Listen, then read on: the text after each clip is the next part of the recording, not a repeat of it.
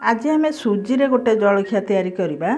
तो से मुझे कड़े दे पानी गरम होगापी लुण पकईदेली तेल गोटे 2 चामच पकईदेवा। तापर मुझे देदे सुजी गोटे ताटिया सुजी रे मुझे गोटे ताटिया पानी नहीं तापर देकरी आम भलक सुजी टी जंती देवा। सुजी टी जमी आम भल भाव जंती हो गलानी देखो बढ़िया भाव जंती गलानी। एबे मु गैस बंद कर ठंडा करने रखा। ये जमी पूरा आमर ठंडा हो गला। एबे मुझे 2-3 चामच दे दूची दही। दही देके सुजी की आम पानी दबानी ये दही रे सुजी टी आम भलक एमती चकटा लगेदेवा। बढ़िया कि आम एमती चकटा टी करदे। देखो चकटा बढ़िया भाव होगला। मुझे कड़े चकटी देली कारण एत बासन असना करिया किछि आवश्यक नहीं।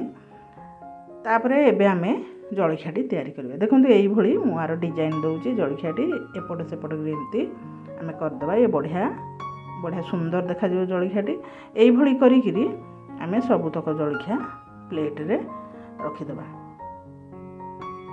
एबे मु सबुतक जलखिया तैयारी करके एबे आम प्लेट रे सब रखीदेवा। देखो रेडी हो गला आमर जलखिया। एबे आम ताकू बांफ दबा। से मुझे पानी गरम कर रखी गोटे जाली रे तेल लगे देछि।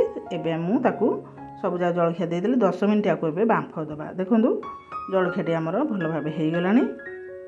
एबे मुझे कड़े तेल दे दूची। तेल दे सारिकी जीरा सोरिष फुटेदेवा। ये कटा अदा पियाज आउ रसुण सब दे देछि। आकु आम भाजीदेवा।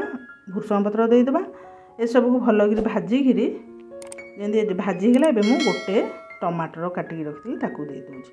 देकरी एबे आम भल तेल टे भाजीदेवा। भाजी सारी एबे मु कला लुण से दे दूची। देकरी आउ टिके भाजीदेवा। भाजिकी एबे मु सेथिरे दे दूची लंका पाउडर।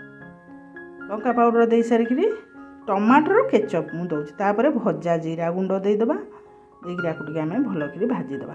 ये सब जमी होगला। एबे जलखिया आमर ठंडा हो गलानी। जलखिया तक सब एथरे आम देदेवा।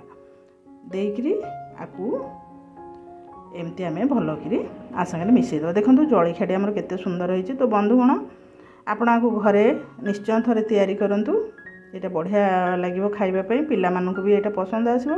तो थरे सुजी रे एमती जलखियाटी तैयारी करंतु। देखो रेडी होगला आमर सुजी रे गोटे नुआ प्रकारिया जलखिया। तो बंधुगण जदि आज वीडियो आपको टिके भल लगी वीडियो टी लाइक करूँ शेयर करूँ। ये नुआ नुआ वीडियो देखापी चैनल को सब्सक्राइब करूँ। देखो रेडी होगला आमर नुआ प्रकार सुजी जलखिया।